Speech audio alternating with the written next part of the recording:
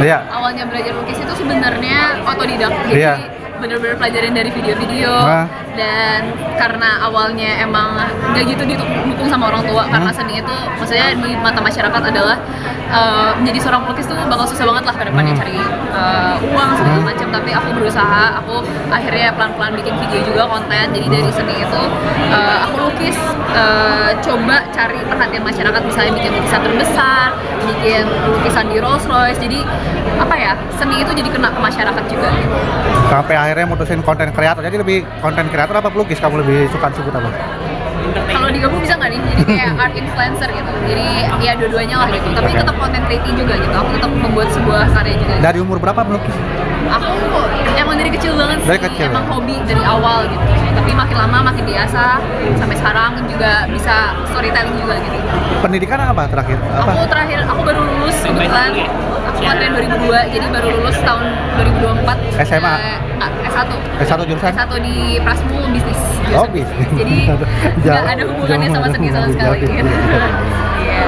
Kalau untuk bangun sekolah itu ide awalnya gimana tuh? Sebenarnya ide awalnya itu dari aku dan tim aku juga. Kita kepengen bikin suatu impact lah ke masyarakat. Kira-kira gebrakan selanjutnya tuh apa, dan salah satunya biasanya aku bikin konten lukis di mobil atau lukis di rumah. Kali ini aku pengen coba kenapa nggak kita bangun sekolah dan lukis di sekolahannya gitu.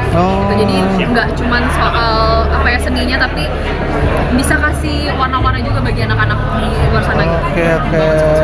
Awal tadi terus ide, terus dapat donasi sebanyak apa? 400? 500 itu dalam waktu 7 harian. 7 hari. Iya. Bangun sekolahnya? Bangun sekolahnya itu sekitar 1 bulanan. 1 bulanan. Tapi aku sampai ke sana tuh udah hampir mau jadi. Jadi baru ngelanjutin sisanya.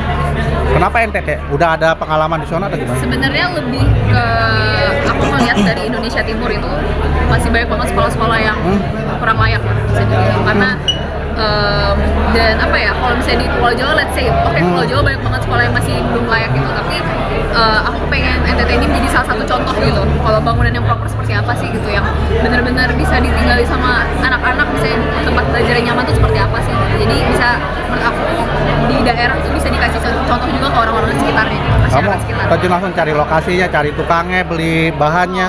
Itu kolaborasi bareng sama yayasan juga. Oh, sama yayasan. Betul. Sekarang sekolahnya udah operasi? Belum? Udah berjalan. Muridnya berapa? Apa? Muridnya ada berapa? Muridnya ada 80-an.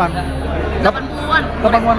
Paut aja itu kelas. Oh, iya. Paut ya. Kalau kamu sendiri ke sana tiap kapan mungkin? Kenapa sih? Kamu kesananya nanti tiap kapan gitu? Ada? Aku wajib setiap tahun harus ke sana buat survei. Tapi kalau misalnya ada kesempatan 2 kali juga bisa gitu. Jadi next year aku bakal balik lagi sana. Oke, ini kamu TikTok udah terkenal banget ya, udah jutaan follower. Pengen terjun ke TV atau film atau sinetron gitu? Mungkin film sedikit tertarik. Iya. Dan mungkin ya TV, film tertarik. Tapi aku apa ya, kalau dari awal dari dia aku sih content creator sih tetap nomor 1 sih. Dunianya acting atau musik? Aku kayaknya lebih acting deh. Acting ya. Pengen kayak gimana yang pengen kamu itu? Genre apa gitu? Horor atau drama? Kayaknya film keluarga atau film romance atau apa gitu. Masih bisa. Kalau ada teman, kalau dari hasil konten kreator lumayan ya. Udah bisa beli macam-macam, kayak di TikTok udah bisa beli rumah segala macam. Beli apa aja? Udah dapat apa aja? Dari hasil sendiri udah bisa beli apa aja? Yang paling berasa? Paling berasa banget ya. Sebenarnya lebih ke peralatan kamera sih.